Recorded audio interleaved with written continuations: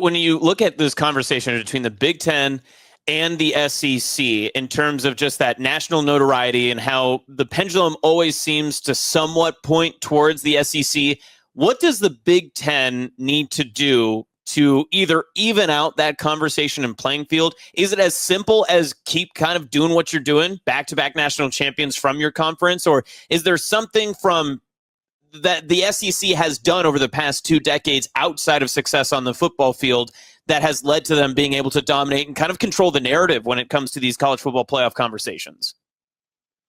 I actually think we're starting to see the narrative shift a little bit. I mean, I think the loudest voices about the SEC's dominance are coming from the SEC itself.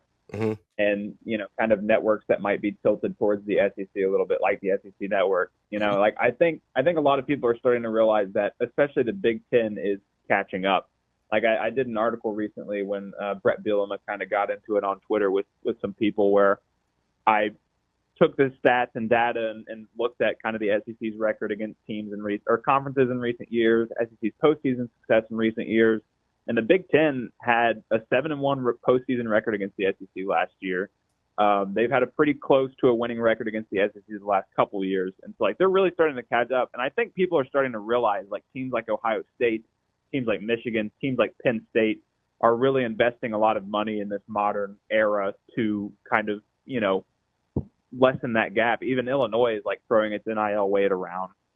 They gave Luke Altmaier a lot of money to stick around. And I think the NIL era has helped even that playing field because you've seen a lot of Big Ten teams have an equal level of buy-in that a lot of SEC teams have.